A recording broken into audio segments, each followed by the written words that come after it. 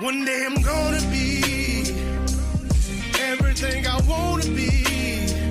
I don't let it get the most of me.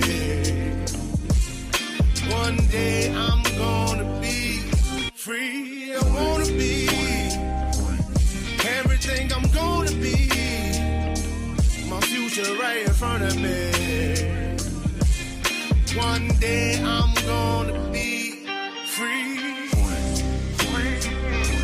I wanna be free. So let me be free. From the depths of darkness, a voice emerges. A host with a fire burning in his soul. With a heart, steel, and a spirit unbroken. He rides on two wheels, ready to claim his throne. Amidst the chaos and the thunderous roar, insane wheels rise as a force to be reckoned with.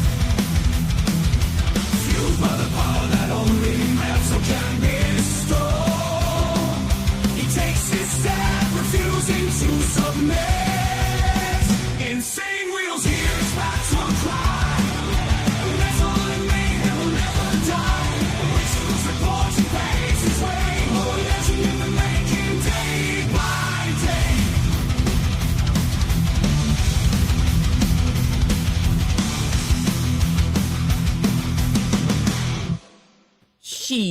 Good morning, good morning. Hopefully everyone's enjoying themselves. I definitely know the hell we are, man. Great to see everyone in the chat.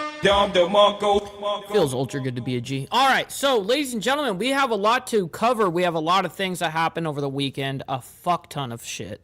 I'm sure that many of you guys, like myself, during the weekend, I try my best not to overindulge in the news. It's kind of like what I do Monday through Friday. So I kind of like to have a little time to myself, and but still I did keep up with the headlines. But nonetheless, if you guys didn't, we have some updates on a whole bunch of shit. But nonetheless, the way that I have this titled is National Guardsmen shooting latest, as well as Russia-Ukraine peace talks, and Luigi Mangione hearings are to happen today, is scheduled to happen today, and we have those updates for you guys. Now, that obviously I can't put everything that I'm going to be talking about into the title because it'd be wildly too long, but nonetheless, I'll go ahead and read you guys what we've got basically on the radar for this morning. All right, so we have the breaking news of when the Afghan national targets Fort Worth, Texas, I suppose, and also he gets arrested and caught, whatever, and identity comes out, and so we have all that information on dude. Now, another interesting development that happened over the weekend, I think it even happened on Friday, if I'm remembering correctly. I think it happened Friday afternoon, evening, something like that, maybe even Saturday, can't really remember. But nonetheless, Trump says he ends or plans to end immigration from third world countries. And we have him and actually him talking about the whole thing and saying we've got to do this. So that'll be super interesting. Now, another ordeal that happened, as you guys know, there was Black Friday, obviously this last Friday.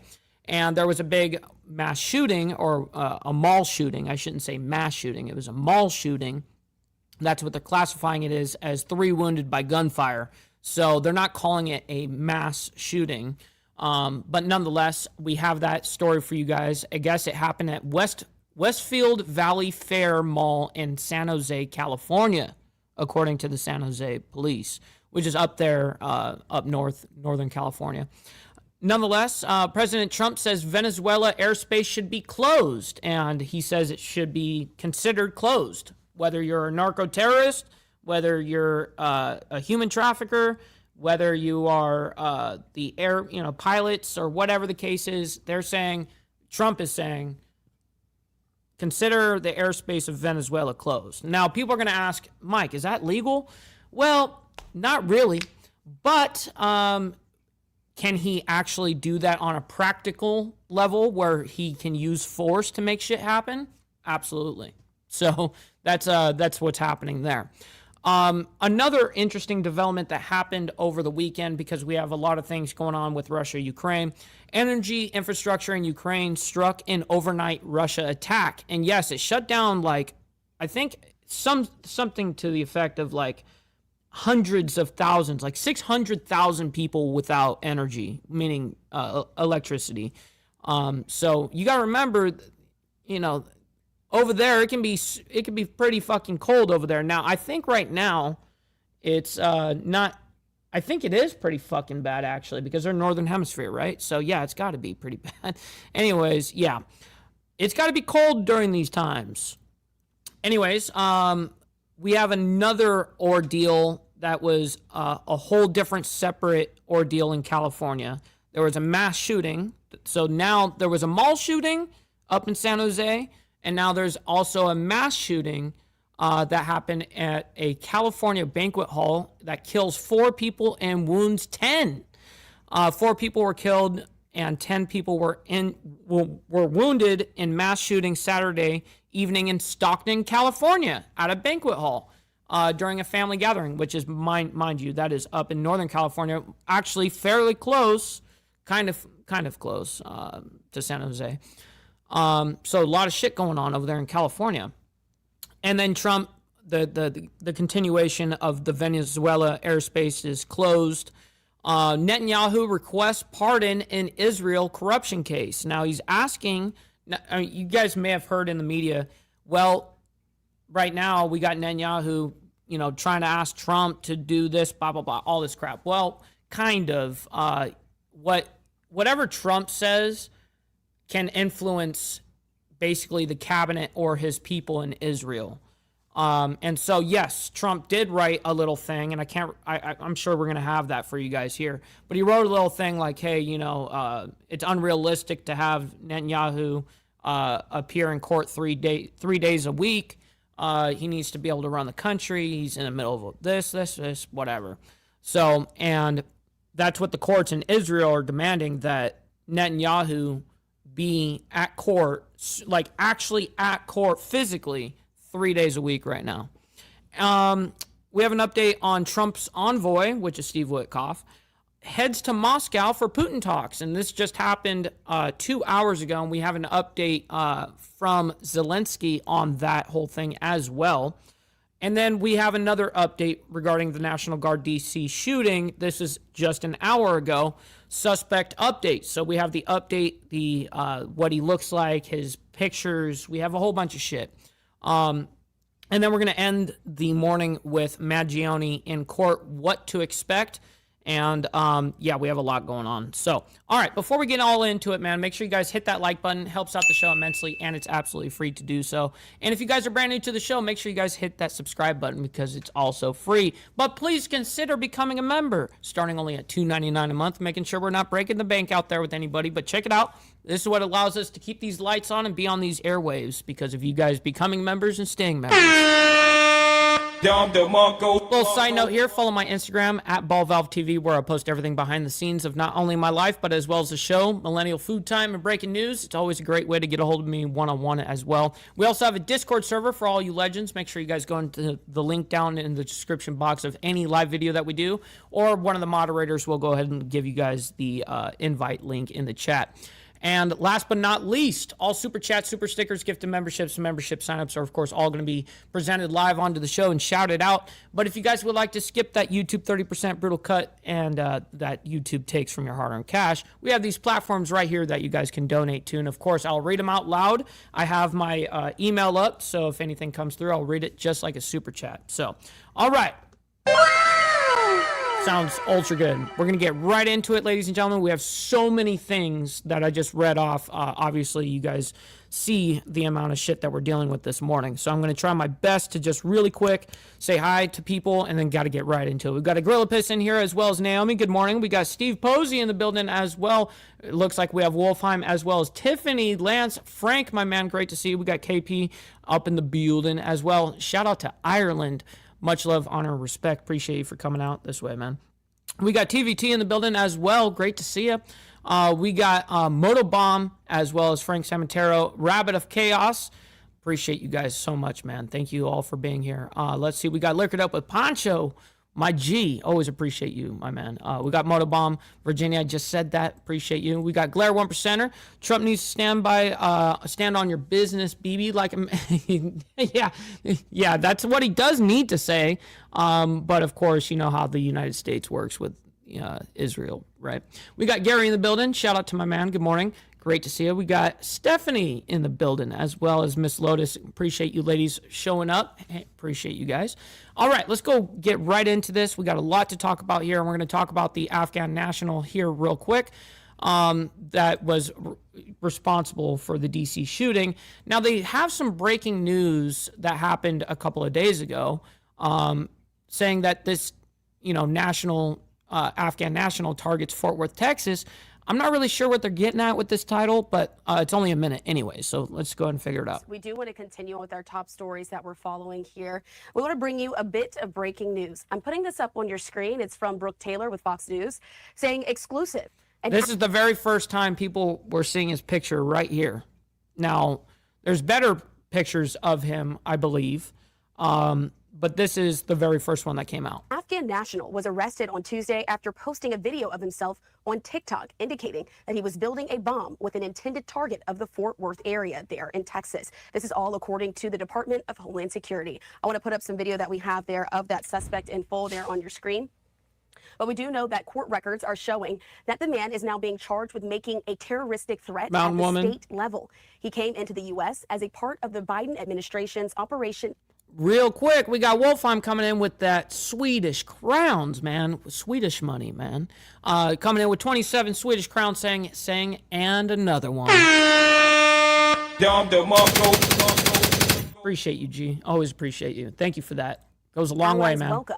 Just like the D.C. shooting suspect. On September 7th of 2022, he was admitted as a lawful permanent resident. ICE has currently lodged a detainer on him. Once again, that is the current update that we have there from Fox News. Is Brooke Taylor, with them now reporting there that the Afghan national was charging Fort Worth, Texas, has now been arrested, according to the Department of Homeland Security. Brutal. All right, so we're not going to get too much out of this. This was just the original breaking news regarding him, okay?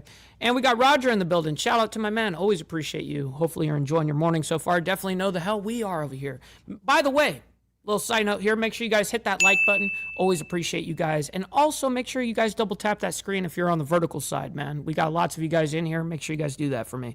All right, we're going to move on to the next ordeal here, though. Trump plans, or this happened, remember, this happened, I think, Saturday morning, if not Friday afternoon, evening time. I can't really remember. But nonetheless, Trump says he plans to end immigration from third world countries. Now, I pulled this source up from CBS. I want to see what CBS likes to or wanted to say on this. I have not watched it, by the way. I was actually looking up for the live raw video of Trump speaking, but I couldn't find it. But I saw CBS that had it. So I was like, well, fuck it. Let's go and use that. All right, let's go ahead and do it. It was President Trump who announced the death of Specialist Beckstrom, one of the Guards members he had put on crime patrol in Washington. Hours later, he announced a further crackdown on immigration. CBS News has learned it includes a pause on all asylum decisions. Weijia Jiang is in West Palm Beach, Florida. President Trump announced he would permanently pause migration from, quote, third world countries.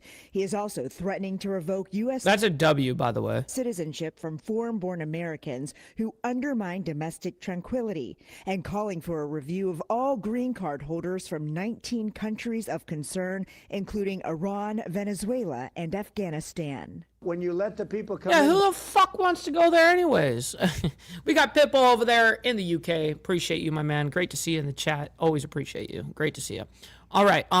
Here he goes. Here goes Trump on his diatribe here. Well, diatribe, I shouldn't say that. What he has to say. He didn't go on a diatribe. People come in by the thousands and thousands and thousands. They made a terrible mistake. As the Afghan war came to... What? They didn't play what the rest of what he was saying there? Okay, they're going to do it. Good. Chaotic end in 2021. A program called Operation Allies Welcome allowed more than 76,000 Afghan nationals into the United States. Yeah, and by the way, the Biden administration was calming the American public during this time because this was a contentious thing that was happening. And the Biden administration sat there and said, well, no, guys, we've vetted them. We've done everything, blah, blah, blah. Well, Trump's going to go ahead and kind of do a little bit of a, proof of, hey, we didn't really vet these guys, even if we did. I mean, but nonetheless, we got Sterling Wheel coming in with the gifted membership, making it rain in here, man. I very much appreciate that, kind sir. Hopefully you're enjoying your morning. Great to see you. We got my man Straight Jacket in the building as well, saying top of the morning, y'all. Great to see you. All right, let's go and get right back into this. Many of them, including the shooting suspect, had worked with the U.S. CBS News' Nancy Cordes asked President Trump about that. He was vetted, and the vetting came up clean. He went cuckoo. I mean, he went nuts. And that happens, too. It happens too often with these people. You see them. But look, this is how they come in. This is how they're standing on top of each other. God damn, look at that. So look at that bus of a plane basically just bussing these fucking people in. I mean, by the hundreds and hundreds and hundreds. Almost probably like 800 people per plane ride? 900, 1,000 they're stacking up in that picture right there? That's how they're coming over? Holy shit. Department of Homeland Security says it will be reviewed. Why didn't you guys allow Trump to speak the rest of what he was saying there? What the fuck? Oh, you guys are fucking lame over there on CBS. I want to see Trump say it by himself. Let's go and see if we can find that. I want to hear him say this shit. I do want to bring in Gerard Felitti, the senior counsel for the Lawfare Project, to help this is not what I want. Down. Thank you so much for being here with us today. Nope. I'm on a mission right now, bro. See, this is all cap. I want to see the actual statement from him. Of the United States. Let's see if we can get a video. No one wants to present the real video of Trump. That's crazy. I want to find that where he was saying exactly what he said. How come no one is showing that video? That's so strange. You guys saw him speaking there. I want to get that exact video and can't find it. Soon, we're going to prepare to support counter-narcotics operations in the ground, maritime, and air domains. That's happening right now, it says. I'm not really sure what that is, though. All right, well, that sucks that we can't even get the raw footage of that, which is ridiculous. It's absolutely fucking ridiculous that this shit is fucking... Look, I can't find it. Literally, Trump freezes immigration. I'll even type in from third world countries.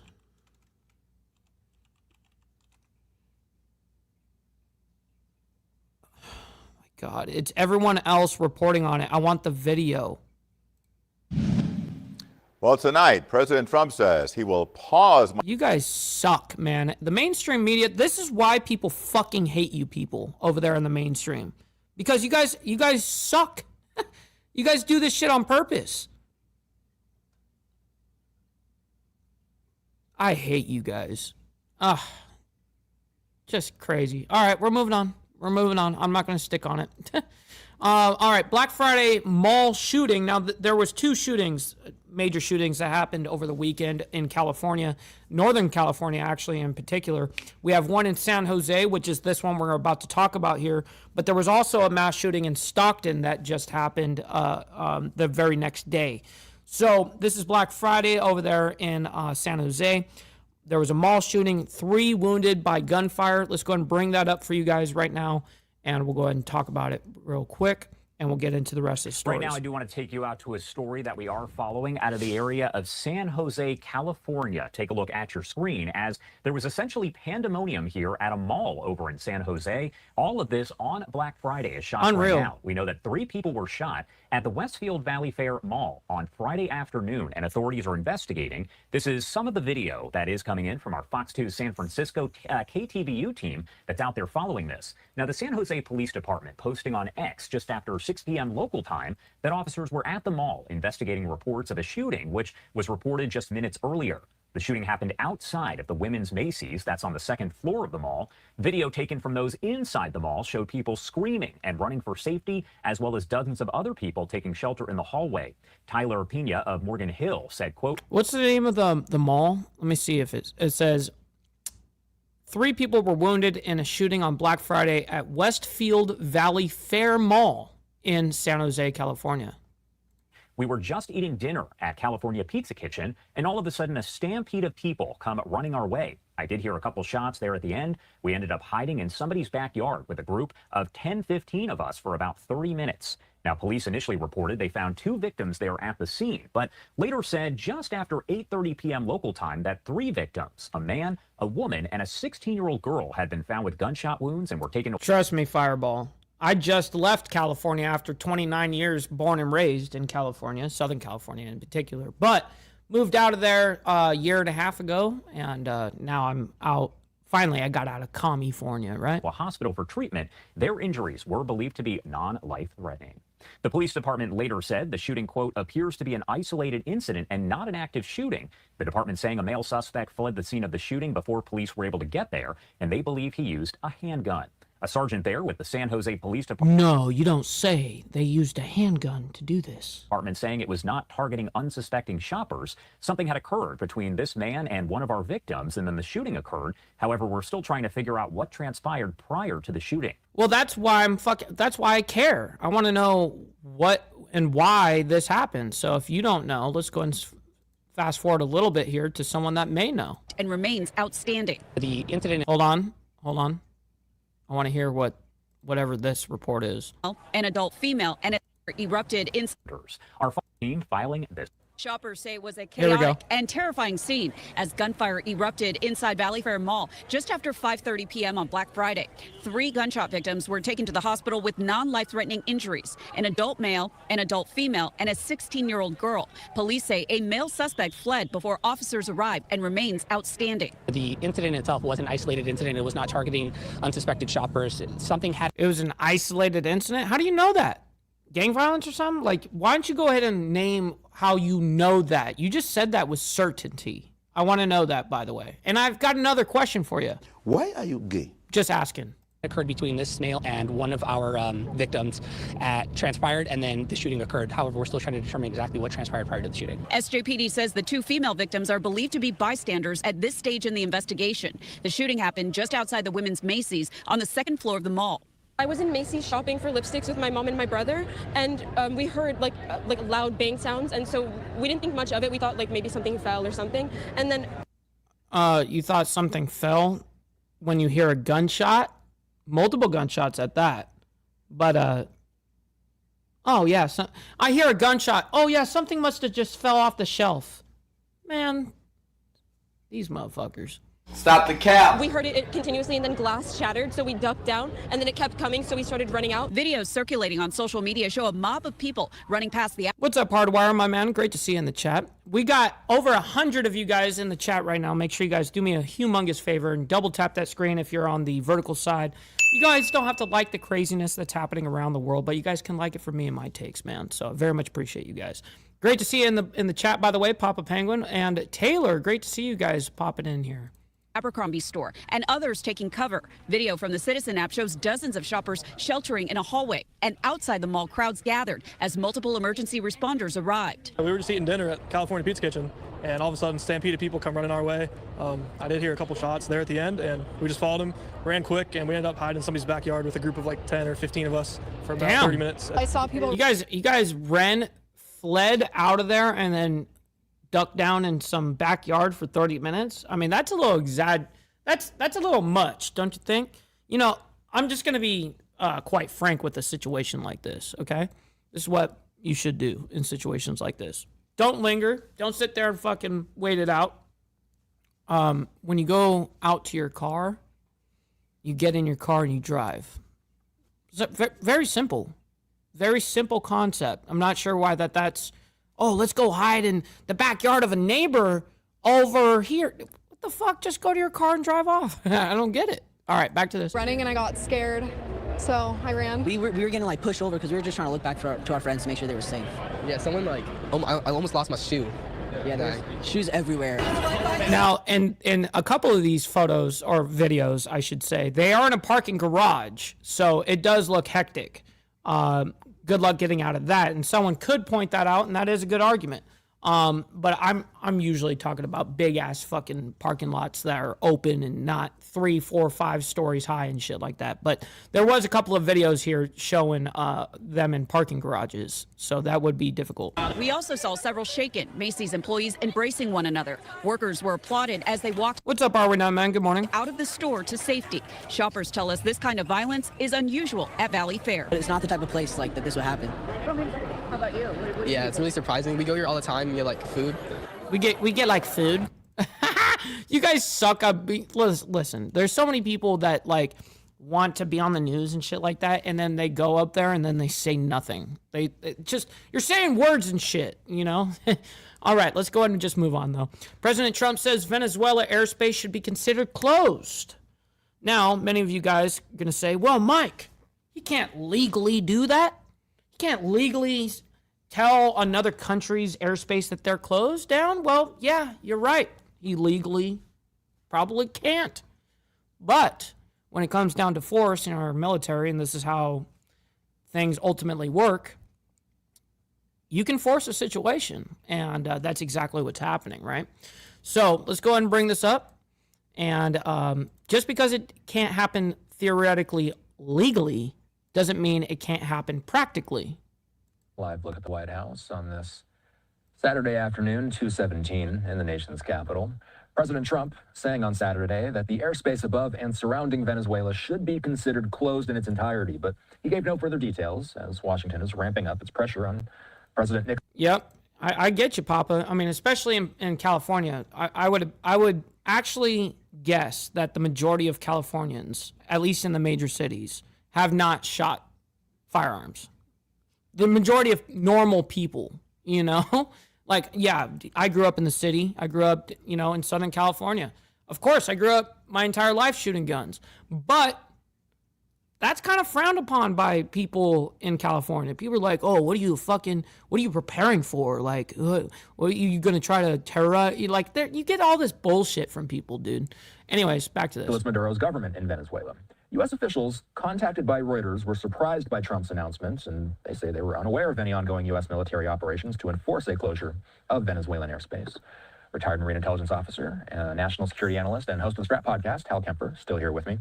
Hal, it's good to see you. I'm glad you got that itch on your face as we were coming on TV here. I was actually just direct messaging Hal Kemper right here. Not yesterday, the day before. Let's talk about no-fly zones. Does the implementation of a no-fly zone to you raise more questions than it answers? Well, the president of the United States does not issue a no-fly zone over Venezuela. Venezuela is a sovereign country. It controls its own airspace. So it was very interesting. And of course, for me, it's fascinating to see, and this is kind of how President Trump does it. He uses social media to make some of these pronouncements. So it comes out on Truth Social that he's saying this.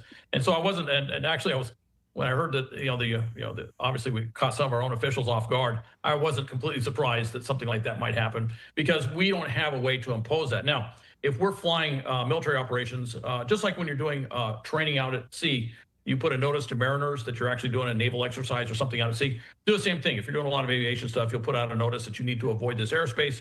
And if you saw what happened. Right. I mean, for very, very short little spurts, not like a huge shutdown, which they're doing. I mean, it's leading up to an aggressive war that's going to be happening. Just as a political analyst, we're going to see some shit go down here. Happened, last June when they had the 12-day war between Iran and Israel. There was a lot of notice to airlines and to avoid certain airspace because of missiles and planes and drones and everything else out there, and they complied. But this really, because this didn't immediately follow a strike, or at least a strike hasn't happened, or strikes haven't happened yet, that there has been no military aviation activity that at least we're aware of, U.S. military activity over Venezuela. This does have a feel to it more of strategic communication in order to put more pressure on Maduro and the Maduro regime, and doing it in a very unusual way by using social media to put this message out there. Well, yeah, social media is very, very strong, and the Trump administration knows that. And yes, I mean, is this really regarding drugs? Maybe, maybe not. I would bank on the side of probably not, probably wanting regime change of some sort and want to get Maduro out and someone in that they can control, right? That's essentially what I see happening. And of course, that's one of those things is for the airlines, knowing there's a carrier task force sitting off the coast, knowing that there's all this other U.S. military capability sitting right off the coast, when they're told this by the U.S., if they don't want to believe it, their insurance carriers will sure as heck tell them, no, you're not flying. What the fuck? You will not be insured if you fly over Venezuela. And that usually quells their desire to do those flights. And that further isolates Venezuela. And it makes it more difficult for Venezuela to operate as a nation state in the region and around the world. And I think that's part of the purpose there, was to actually put that pressure on them without, and I've seen President Trump do this many times, he'll put something out there, but he didn't actually do anything. He just said something, and then there's a huge reaction on the other end. So if we talk about what a no-fly zone means, is every no-fly zone the same, Hal? Will the nature No, they're not. of a no-fly zone differ based on what the U.S.'s intentions might be? Yeah, well, no-fly zone by definition means nobody fly in that zone. Right. And then there's restricted various other Yeah, there's different levels to this shit. types of restricted aviation or restricted flying zones where they may allow certain things to happen, but other things not to happen. This one's pretty much a blanket, says no fly. All right, nobody's supposed to fly there because it's so hazardous, and that's basically what it's saying. Particularly aimed at civil aviation, particularly aimed at big airliners, stopping them from flying where they have a lot flying in and out, obviously. of passengers in the back of the aircraft, and they don't want to put an aircraft like that in harm's way. That's kind of aimed at that direction, and certainly for large cargo aircraft, it would be the same thing. But it also applies to other types of aircraft. Small civil aircraft flying around. And actually, though I'm sure the Venezuelan military would say, well, it doesn't apply to us because it's the president, whatever they want to say. They also will. Well, yeah, until your shit starts getting shot down from the U.S. military. And then you're going to be like, oh, wait, we can't fly here. They'll make them stop doing it, stop flying around if all of a sudden anything that flies in that area is getting shot down. All of a sudden, it will be shut down, whether Venezuela says it is or is not. Take notice of the fact that if they put anything up in the air, then it would certainly be much easier to identify it if there's no other clutter in that airspace. And so they realize that by doing this, we have made whatever they're flying at any given time that much easier to identify and acquire as a potential target. So this is what the president sent out on social media. You mentioned that he made this announcement online. This is what it said. This is what I was hoping we would see on this video. So as soon as we finish with this tweet, we'll move on into Russia, Ukraine a bit, and the attack that happened on the energy infrastructure in Ukraine that was struck overnight by Russia. So anyways. To all airlines, pilots, drug dealers, and human traffickers, please consider the airspace above and surrounding Venezuela to be closed in its entirety. Thank you for your attention to this matter. What are examples of other no-fly zones that have had to be implemented either now? That's a pretty pimp way to say it. You know what I mean? I'm not going to lie. To all airlines, pilots, drug dealers, and human traffickers, please consider the airspace above and surrounding Venezuela to be closed in its entirety. Shit. Oh, shit! Oh, shit! Shots fired. All right, we're moving on, though. We got lots to get through. We still got like 1, 2, 3, 4, 5, 6, 7 fucking stories to get through, and we're already 33 minutes in. And I try to bring this all down into 1 hour, so I appreciate you guys hitting that like button. We've got 182 of you guys in here. Make sure you guys double tap that screen to like the video on the vertical side, and as well as hit the like button on the horizontal side. I very much appreciate that. You guys don't have to like the craziness around the world, but you guys can like it from me and my takes and what I do here, and appreciate that. All right, we're moving on, though. Russia, Ukraine, let's get into it. Shit. All right, you're watching live now. I'm Austin Westfall. We've been getting these images in. This was posted by Ukrainian President Vladimir. This was another drone attack. Now, let me go ahead and read this to you guys really quick. More than 600,000 people in Kyiv region of Ukraine were without power on Saturday morning after an overnight Russia attack. So for them, it was Friday night, Saturday morning when the attack happened, early Saturday morning, after an overnight Russia attack. According to the BBC, Ukraine's energy ministry attributed the power loss to missile and drone strikes on energy infrastructure around the city and several other regions. Local authorities told the BBC that 36 missiles and nearly 600 drones were launched on targets across Ukraine overnight. 3 were killed and dozens were injured. Ukrainian president released a statement on social media condemning the strikes, of course. These attacks come as the Trump administration continues to lead the efforts to reach a peace deal between Russia and Ukraine. National security analyst Hal Kempfer joins, which is going to be great because, obviously Hal, he's very... I like him because he just sticks to the fucking facts. He doesn't sit here with a narrative or nothing.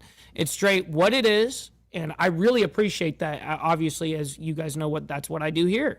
So Zelensky on social media, he is showing images of the latest attack on Ukrainian energy infrastructure by the Russians. The BBC, with some reporting, they say more than 600,000 people in Kyiv, really 500,000 in Kyiv, and then another 100,000 people in the wider region, according to the BBC, are without power on Saturday morning after an overnight Russian attack. Ukraine's energy ministry attributing the power losses to missiles and drone strikes on energy infrastructure in the city and several other regions. The BBC, citing local authorities, says that around 36 missiles and nearly 600 drones were launched on targets. That's a lot of fucking money right there. 36 missiles and 600 drones. God damn. And just so you know, Russia buys their drones from Iran.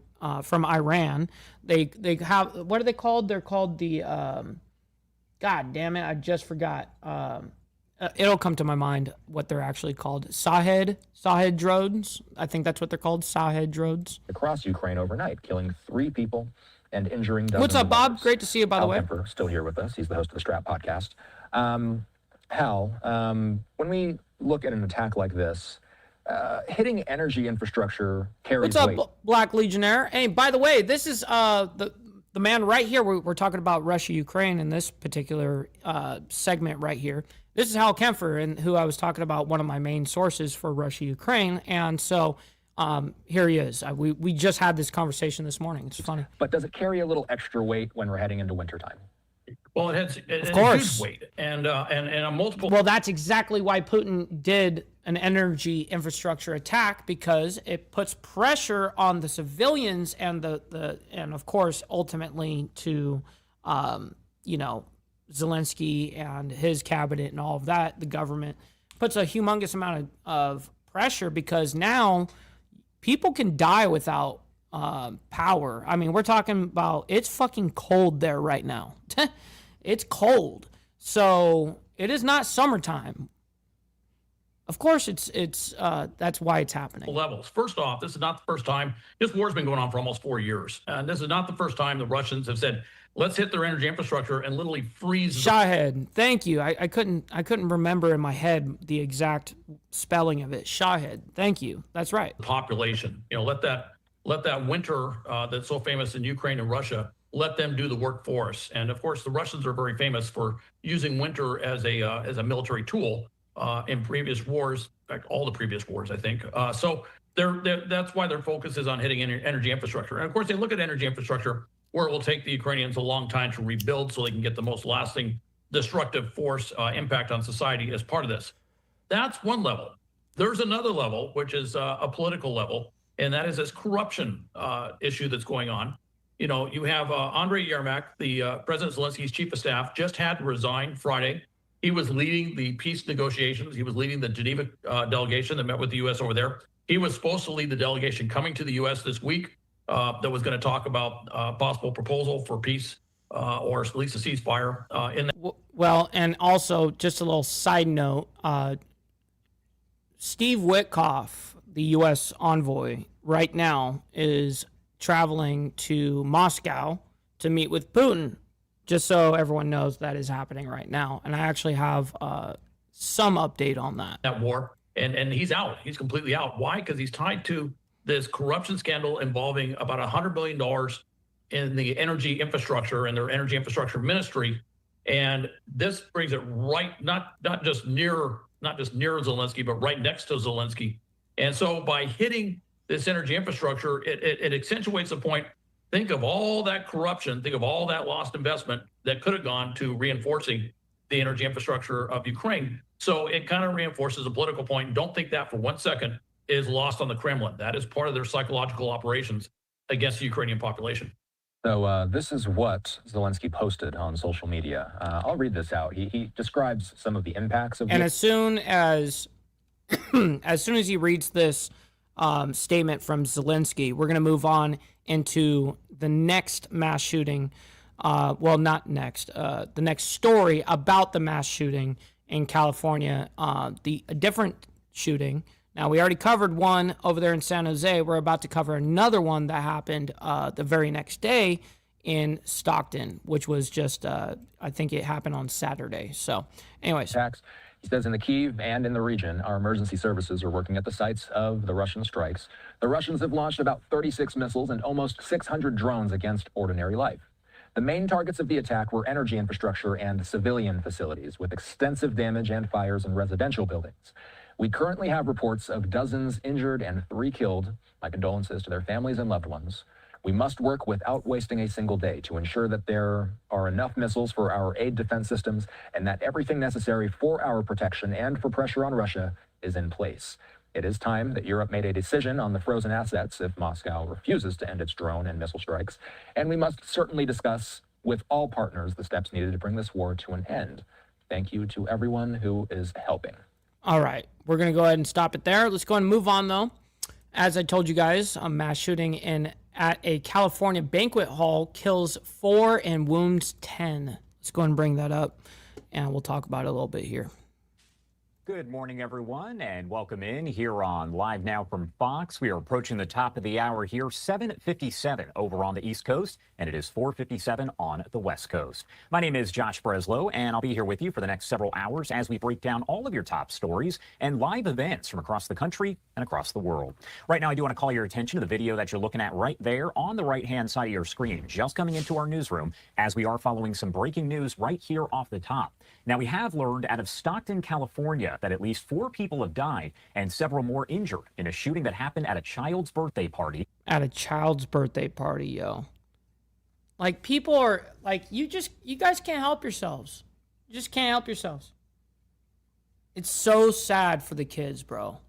And even for the ones that survive it, whatever, like, now that's engraved in these kids. Like, so fucking lame, bro. That there's only a few things that really like grind my gears, and that's one of them. This happening late last night. Now, the county sheriff's office there receiving a report, they say, around 6 p.m. local time about a shooting over on Lucille Avenue. The Stockton Vice Mayor, Jason Lee, writing on Facebook that the shooting occurred at a child's birthday party and initially reported that the party was taking place at an ice cream shop in the area. You actually see it in some of the video there. Oh, yeah, let's go shoot up a whole fucking ice cream shop of kids. Why? However, sheriff's officials later clarified that the party and the shooting there actually occurred at a banquet hall nearby. Quote, "Tonight my heart is heavy," Lee said, in a way that's hard to put into words. As Vice Mayor of Stockton and as someone who grew up in the community, I'm devastated and angry to learn about the mass shooting at a child's birthday party. Heather Brent with the sheriff's office said at a news conference that 14 people in total were shot there. Of those 14, 4 of them died of their injuries. Now, 14 people were shot and 4 were killed and 10 are wounded. Now, who's to say that they're going to survive the 10 that got shot? That's so far, that was just the breaking of it. Fortunately, police do say there is the potential that some others could pass away. The victims, including children. Oh, my God. The victims, including children, dude. Oh, my God. This is now making me really upset. And adults, and they've said that a preliminary investigation indicates that the shooting, quote, may have been a targeted incident. We do have this news conference that was held overnight with several different officials, and I do want to play it out for the first time right now on Live Now from Fox. What we have confirmed at this time is that there was a banquet hall where a family was celebrating. We have 14 victims of this shooting. 4 of those are deceased. The victims have been transported to local hospitals throughout the area. This is a very active and ongoing investigation. Information remains very limited at this time. Early indications suggest that this may be a targeted incident. Targeted? Investigators are... What kind of... Why? Why was it targeted? What makes you think it was targeted? Was gang members around? Was it... You figured out that they're flagging a different flag? What's the deal? Exploring all possibilities at this time. Detectives are working diligently to determine the circumstances leading up to this incident. We are urging anyone with information, whether it's videotape, surveillance, maybe you're... Yeah, so they're directly not saying much about it, and they're keeping that within themselves, and they're going to the public, which means that they need information, they need help, which is oftentimes this is how you get shit solved. Honestly, you go to the public, and damn, bro. In the area and you saw something, so please contact the San Joaquin County Sheriff's Office. Our #1 priority right now is identifying the suspect in this incident. We're very grateful for our local law enforcement agencies. We have called out several agencies to come in and assist, including Manteca Police Department, Stockton PD. We've got the District Attorney's Office. We have the FBI. Again, our #1 priority is ensuring that we find that suspect and hold them accountable. Do you have the ages of the victims? Ages range from juvenile to adult. I don't have specific ages that I can release at this time. Do you know if multiple people fired guns or if it was just one person? That's under investigation at this time. The question was, do you know if there was multiple people shooting? And she doesn't know. Were the victims inside or outside of the venue? To my understanding, and again, I'll correct this if needed, but to my understanding that the victims were inside of the banquet hall. What is the name of the banquet hall? I'll have to provide that at a later time. Why? What was happening at the banquet hall? To my understanding, it was a family gathering. The mayor said it was something to do with... It was a family gathering. That's information that's coming in at this time. I do not have that to confirm. Where's the suspect? We're working to locate the suspect at this time. Oh, they don't. Yeah, so they don't know who the suspect is. Actually, It's more than one person. That's information that we'll have to confirm at a later time. Were any firearms recovered at the scene? they I at don't have least that information for you at they this at time. least don't have him in custody. The description of the vehicle? The investigation on the plaza? Oh, Black Legionnaire, man, I very much appreciate you, bro. You don't feel obligated, man. But anything always helps. But listen, man, make sure that you cover you and yours first. You know, always, bro. So thank you for the consideration there. We will not be releasing that information at this time. Everything is under investigation. Are you able to share which direction the banquet hall is in, if it's further down Fulton or on Lucille? So behind us, I don't know if you guys can see it, there's a Dairy Queen. Inside that parking area, there is a banquet hall. So It's further down. City or county? County. The sheriff's office is handling this investigation at this time. All right, so it sounds like we're not going to get much more information out of this lady. Let's see what this lady talks about right up here. Let me go and get her when she gets on stage here. This is Thanksgiving weekend. This is when families come together, celebrate, share memories. Yeah, so you're just gonna give us an emotional appeal right now? I don't need that. I just need facts. I just want facts. And yes, extremely sad situation here. It's miserable, absolutely. But I would like to know the facts of what's happening. As well as the Stockton mayor speaking about that incident happening overnight there. They do confirm at least 4 people are dead and 10 others have been wounded, but they say they will provide more information here as the day does progress, and so does the investigation. A lot still left to figure out, but you heard from the sheriff's office that this could potentially be a targeted incident that happened at a child's birthday party. Initially, the vice mayor saying this was at an ice cream shop, which appeared to be a Dairy Queen there. However, we did later... It was actually at a banquet hall. Learn from the sheriff's office, it was actually at a nearby banquet hall where that child's birthday party was being held. They're urging anyone who might have information to give them forward. a call, as they do say. Yep. So Google sucks. Unfortunately, no. They didn't release any information when she was asked about this whole thing. Do you have the person? Do you have the suspect? Do you have the suspect in custody? And she says, we're trying to locate him. So I don't know if they actually know the person's name at this point, or if they do, and they just haven't found him yet, obviously, to put him in custody. So anyways, unfortunate situation there. All right, we're going to go ahead and move on, though. Let's see. We already covered Venezuela, but there was an update on that. I don't know why they're giving me a different update on this. We got so much other shit to go through. We already covered my thoughts on Venezuela anyways. We'll move on. So Netanyahu requests pardon in Israel corruption case. So there's been, as you guys probably heard on social media a little bit, Trump was asked by Netanyahu to basically help him with his own government, essentially, because his own government is trying to essentially have him in court 3 days a week right now.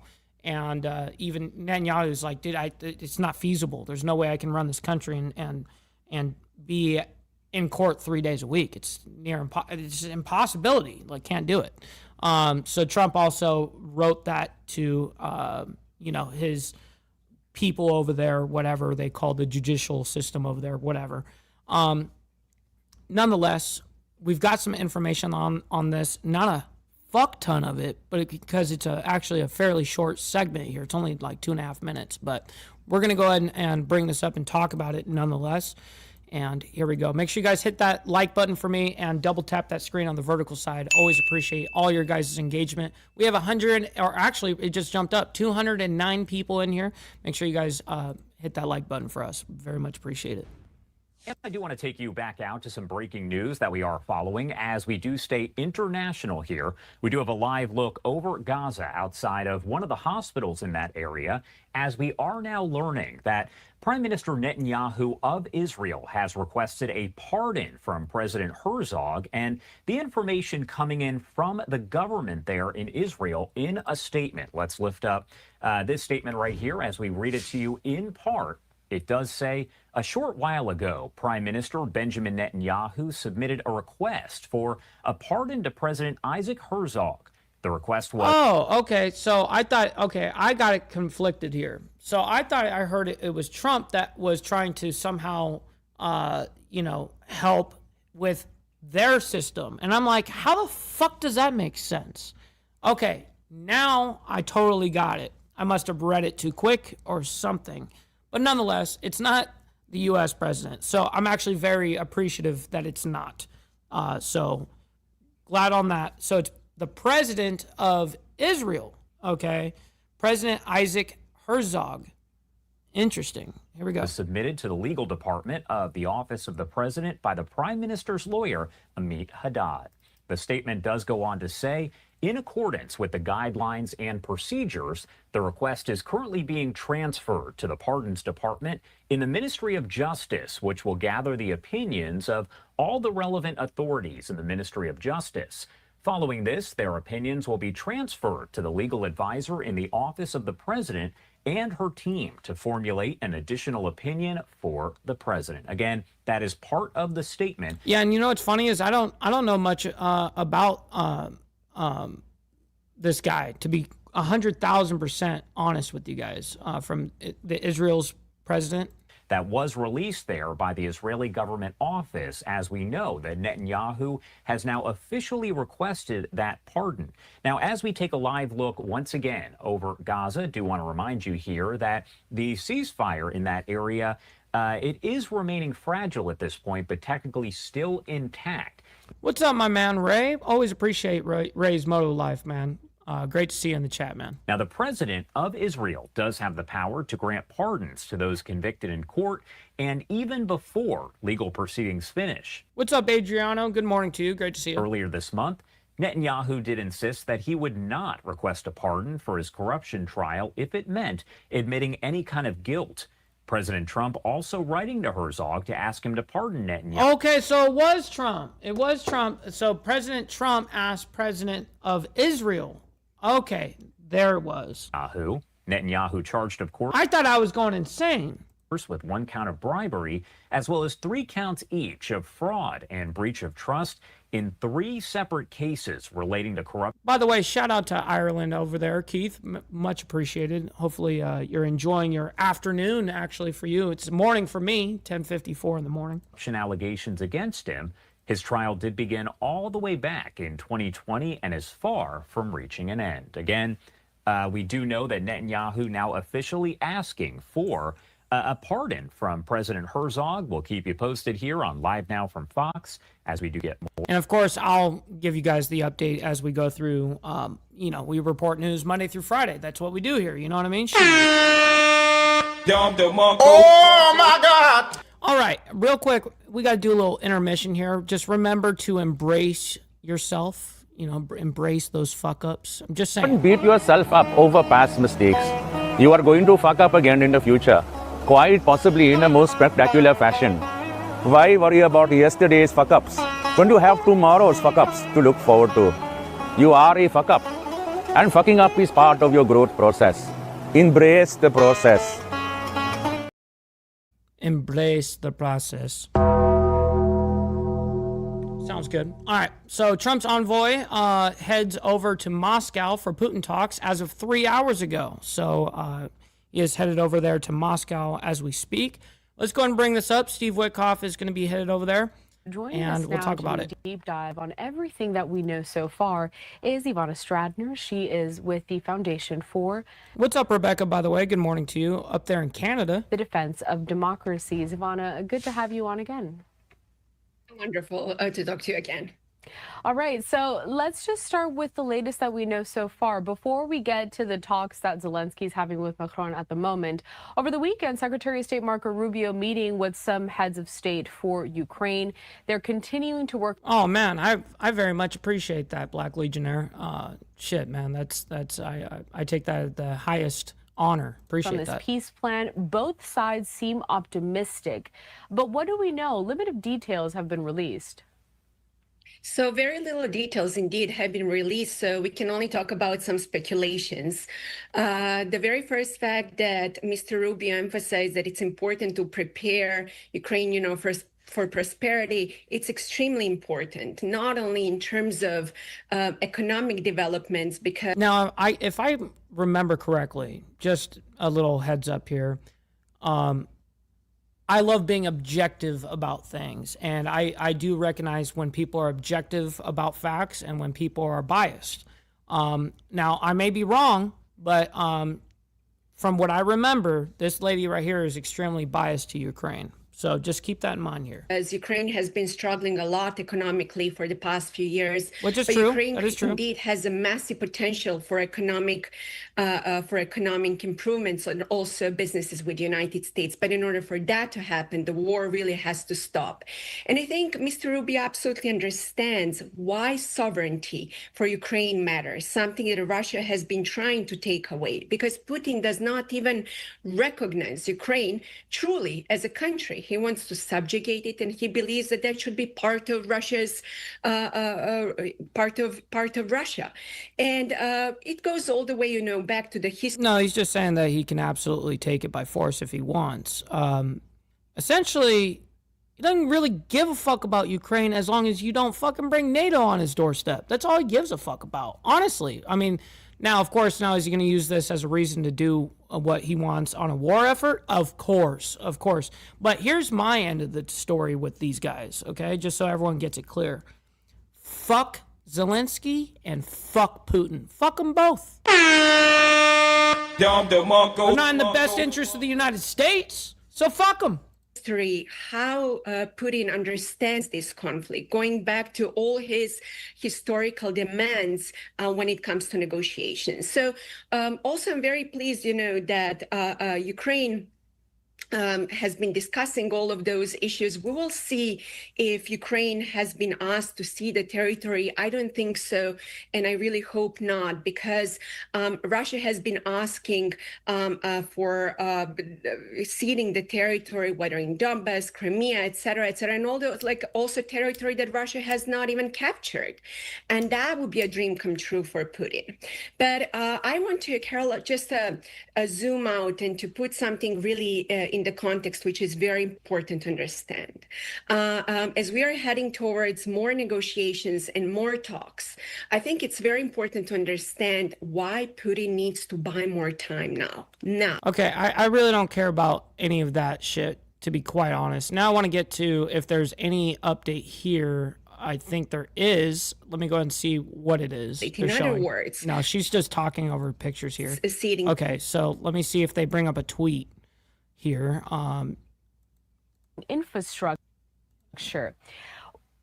If we turn now to Europe, how are they also helping to back Ukraine, and what kind of, ammo, I'm not sure if that's the right word, but even like weaponry, what kind of interesting, they don't show live. That's very interesting. All right, we're gonna move on though. National Guard DC shooter suspect update. This came out as of 2 hours ago. So this is our latest update regarding this guy and regarding the Afghan national. Let's go ahead and bring this up and we'll talk about it a little bit. We are continuing to follow any and all developments regarding the 2 National Guards members who were shot in Washington, D.C. near the White House just last week. I want to bring us out to this, an image that we have at the White House over in D.C. Now, President Trump saying on Sunday that he has invited the family of a National Guard member that was fatally shot last week, saying he spoke to her parents and they were devastated. Oh, man, I have gone over that a million times, Black Legionnaire. You're going to have to go back and past content, man. I'm going to spare the chat, bro. I want to bring up some of the photos from both of those members. And even if people were saying the same thing, asking the same question about Putin, I would give the same answer. That we have here. So take a look at this. Sarah Beckstorm is the one who passed away. Now, her colleague, Andrew Wolf, remains in critical condition. The president says he's discussed a White House visit for the parents of both members of the West Virginia National Guard. In recent days, local vigils in West Virginia have honored the soldiers, including one Saturday evening at Webster County High School, where Beckstrom attended classes. Beckstrom was 20 and Wolf is 24. They were deployed with the West Virginia National Guard as part of President Trump's aggressive crime-fighting plan that federalized the D.C. police force. Joining us now to discuss this even further is Scott Duffy. He's a retired special agent. And Scott, good to see you, although not under these circumstances. Of course not. Yes, good morning, Carell. So the FBI heavily involved in this investigation, and you really know what that's like when they pull all the stops to try to figure out really the motive, remaining one of the most important things, and also trying to get some more background on the suspect who was an Afghan national. But it has been a few days since this incident occurred. So, Scott, where does this investigation stand today? What is most important at the moment? Yeah, so the FBI, I'm glad to see that the FBI, especially the Joint Terrorism Task Force, was brought in order to look at all aspects of this investigation. So you have an individual that traveled the United States from the West Coast to the East Coast. What was his intention? Why not any type of harm in between? What was his intention when he arrived in D.C.? Was this something that was planned from the moment that he left his home to the time that he arrived in D.C.? And so the investigation is important to determine the level of the charges, right? So you have now a homicide, you have a murder investigation that is taking place. You have an aggravated assault, you have an active shooter that came to the United States. And we're not going to talk about terrorism? To shoot not only into a crowd, but what all intents purposes seems to be that of our National Guard, those in uniform protecting and serving the people of Washington, D.C. and the United States. So getting into the mindset is important. An interview, not only an interview of the subject, if that's possible, but also of everyone that the subject had some sort of contact. You want to know what's the sad truth about that, Black Legionnaire? Is that goes for the majority of topics. That goes for pretty much everything. There are a lot of people that love to say they have all these incredible conviction in their stance, but they have no fucking information. Like, you have no reason to actually think that way because you don't know the fucking facts. It's crazy, huh? With either through media, through social media, through whatever it is that this individual might have released information to somebody where they might have passed it off as, oh, that he's talking, nonsense and whatever. But are there breadcrumbs that can be picked up that were laid before in order to determine what was his motive, what was his intent? And that is, was this simply an active shooter of somebody who had gone off in the rails? Or was it somebody intent on hurting the men and women in uniform? Yeah, we shouldn't have taken any of their fucking people. Like all those fucking Afghan nationals that came over from when we did the withdrawal and all that shit. I was totally against all of that. I was 100,000% against all that. I was like, we should not be bringing these motherfuckers over right now, bro. Like, that's not a good idea for our people. And to target that of the United States. I want to put up a social media post here, courtesy of Reuters. It includes a photo of that suspect. He is a 29-year-old Afghan national. He is facing now 1 count of first-degree murder, 2 counts of assault with intent to kill while armed in the shooting. And this post says this: U.S. authorities believe the Afghan immigrant accused of ambushing National Guard members in Washington, D.C. was not radicalized until after he came to the U.S. So that's interesting, this aspect here. Scott, how does the FBI track perhaps possible outlets that could radicalize an individual after they get to the U.S.? And it might not even be... See, here's your fuck up here, Black Legionnaire. Here's your fuck up with me, in my opinion, on the situation. You got to remember, I'm thinking as an American, okay? America. That's my only interest. I don't give a fuck about Russia. I don't give a fuck about Ukraine. I don't give a fuck about either of them. So you got to remember that, okay? You have a different legion to them because you even fought for them. Of course, you're going to have a different opinion with the war efforts between Russia and Ukraine in your country over there. Of course, 1,000%. But from my interest, I don't give a fuck about neither of you. Don't give a fuck about you. Domestic outlets, but it can You know what also I mean? be international outlets as well. Correct. So getting into the individual social media, whatever it is that this person might have had contact with whoever. So for example, at work, going through work computers, their phones, do they have multiple phones, their home computers, jumping on families' computers if there's more than one computer, in order to determine who this person was in contact with, if any. Could have been a lone wolf who had simply gone on and listened to information, and perhaps there is a mental health component as well to where this person becomes driven and must go and complete his plan. So it is ultimately going to come down to interviews of family members, friends, colleagues. It is also going to be using our international partners, not only the FBI is well situated throughout offices around the world, but also with our intel partners to determine what was going on with this. Well, so now are you just talking about what you're going to do? I mean, like this is great and all, but like I would like to actually get some sort of decent information out of this. Now, here is the actual guy here. This is courtesy of the FBI, by the way. Let's go and bring this up because we really haven't talked about it. Right? And any other platforms that they may be going through. So ultimately, it is not a one-on-one, face-to-face interview, getting to know that individual, getting to know their mindset, their intent, and whatnot, and then being able to, as best as possible, track whatever movements prior to coming to this country. So it's a well-layered process where multiple agencies throughout, and it is methodical when done properly, and ultimately to as best as they can to say, okay, this person poses no threat, there's no evidence of any threat, and no mitigating or any type of evidence to show that this person is not looking to come here to the United States to hurt somebody, but to actually be able to live, to be free, and to contribute to that of our society. And then one final question, Scott. I don't think we need another question from him. I think that is the most that we're going to get from that. Now, because we have this in the title, we're going to run this, even though we're out of time already. We're 7 minutes over, but we're going to go ahead and do this because it's in the fucking title. Regards to Luigi Mangione and his hearing here. This is the guy that shot the healthcare executive. I forget what the healthcare guy's name was, but nonetheless. Anyways, we've got this. We're going to go ahead and bring this up for you guys, and we'll talk about it a little bit here. And we have the breaking of it supposed to be happening, and then we have an update from there. And my camera's lagging. Fuck, I got to reset it. Hold on. Welcome back to Live Now from Fox, where any moment now we are expecting to see Luigi Mangione. He is the suspect accused of gunning down United Healthcare CEO Brian Thompson almost a year ago to the day. He is set. What was it? Brian Johnson? What was it? Healthcare CEO Brian Thompson almost. Brian Thompson. That's what his name is. All right. Very, I guess, anticlimactic name.